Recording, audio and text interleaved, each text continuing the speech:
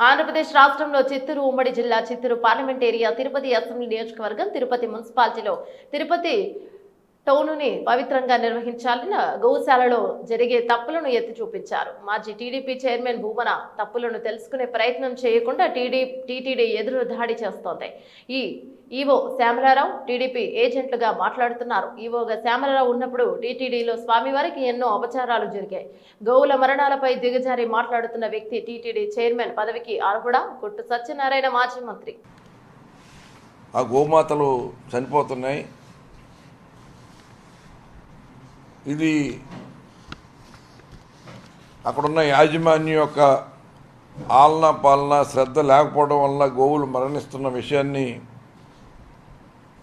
హిందూ సమాజానికి శ్రీవారి భక్తులకి దృష్టికి తీసుకురావడం కోసం జరుగుతున్న వాస్తవాల్ని ఆధారాలతో సహా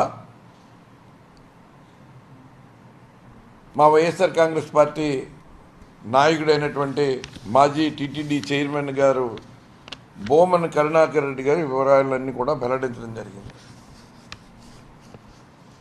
సాధారణంగా టీటీడీతో సంబంధం ఉన్న వ్యక్తి ఎంతో పవిత్రంగా నిర్వహించవలసిన కార్యక్రమం ఆ గోశాలలో గోవులకి సక్రమైన వసతులు కల్పించి అన్ని రకాలుగా కూడా పోషించవలసిన విషయాన్ని ఒక వ్యక్తి ప్రస్తావిస్తే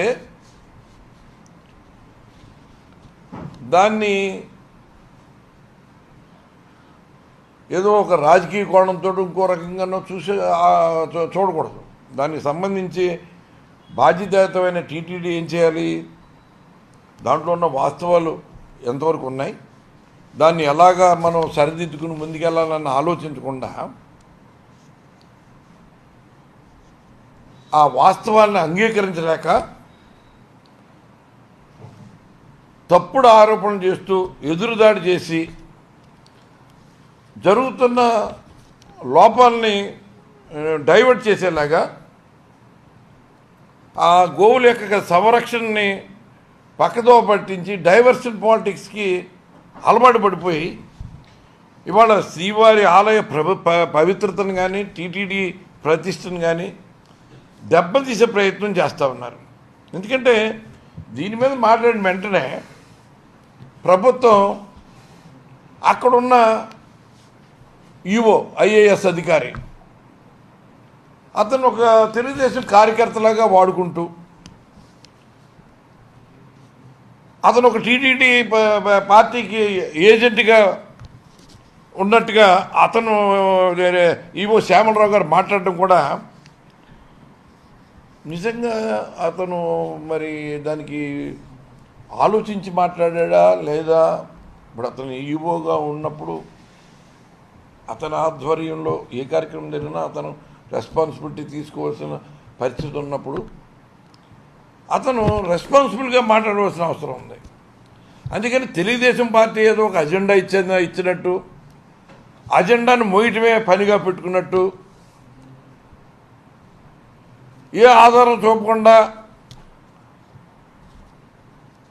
ఏ ఆధారం కూడా బయట పెట్టకుండా ఏదో కరుణాకర్ రెడ్డి గారిని లేకపోతే మన వైఎస్ఆర్ కాంగ్రెస్ పార్టీని ప్రతిష్టని దెబ్బతీసేలాగా మాట్లాడటం అన్నది మరి వైఎస్ఆర్ కాంగ్రెస్ పార్టీకి చెందిన వ్యక్తిత్వ హననం చేసే ప్రయత్నం కానీ లేకపోతే హిందూ సమాజానికి వ్యతిరేకులుగా ఉన్నట్టుగా ఏదో ఒక ముద్ర వేసేయడానికి మరి ఈవో ప్రయత్నించడం అంటే ఇది చాలా సిగ్గుపడవలసిన విషయం. ఎందుకంటే ఈయన ఈవోగా ఉన్నప్పుడే టీటీడీ వెంకటేశ్వర స్వామి వారి దేవాలయానికి సంబంధించి తిరుమలలో టీటీడీకి సంబంధించి అనేక అపచారాలు జరిగినట్టుగా కూడా వాళ్ళు ప్రచారం కూడా చేశారు.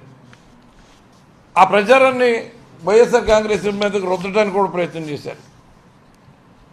బట్ దీంట్లో భాగంగా ఈ ముద్ర వేసే వైఎస్ఆర్ మీద ఒక బురద తల్లి కార్యక్రమంలో భాగంగా అక్కడ శ్రీవారి ఆలయ పవిత్రత కానీ ప్రసాదాల పవిత్రతని అక్కడున్న సాంప్రదాయాలని దెబ్బతీసే ప్రయత్నం కూడా చేయడం జరిగింది. టీటీడీ గోశాలలో ఆవులు చనిపోయిన విషయాన్ని, అటువంటి భయంకరమైన వాస్తవాలన్నీ కూడా బయట పెడితే దాన్ని దాచిపెట్టే ప్రయత్నం చేసి కరుణాకర్ రెడ్డి గారి సాక్ష్యాలతో సహా బయట పెట్టంగానే అది ఫేక్ సమాచారం ఉండు, అది దానికి అసలు సంబంధమే లేదని ఆ టీటీడీఓ ప్రకటన చేయటం కానీ, లేకపోతే ఏదో రెడ్ బుక్ పరిపాలన కొనసాగిస్తున్నామని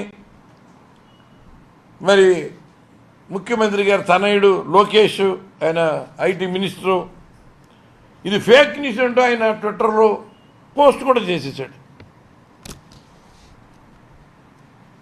అలాగే దీనికి సంబంధించి తెలుగుదేశం నీళ్ళలో కూటమిలో ఉన్న బీజేపీకి సంబంధించిన ఒక ట్రస్ట్ బోర్డు సభ్యుడు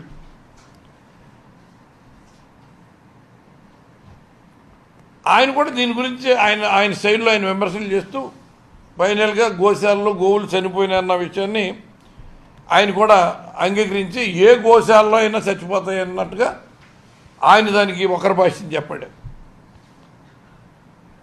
అలాగే అక్కడ లోకల్ ఎమ్మెల్యే గారు ఉన్నాడు. ఆయన ఇవన్నీ మార్ఫింగ్లు ఫేక్ న్యూస్లు అంటూ మాట్లాడుతూనే ఆయన కూడా ఒక 40-42 గోవులు చనిపోయినాయని ఆయన కూడా ఒప్పుకున్నాడు.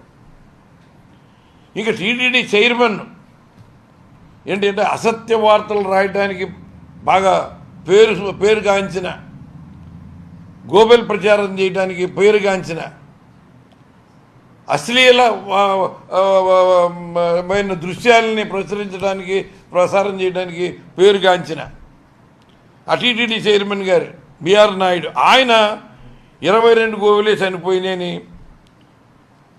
ఇంట్లో మనుషులు చచ్చిపోతారు, గోవులు చచ్చిపోతే ఏంటంటే దాన్ని అది పెద్ద విషయంగా చూస్తారేంటని ఎంత అవహేళనగా అంత తేలిగ్గా మాట్లాడుతున్నారంటే, ఈ స్థాయి వ్యక్తి, ఇటువంటి దిగజారిపోయిన స్థాయి వ్యక్తి అత్యున్నతమైన టీటీడీ చైర్మన్ పదవికి అర్హుడా?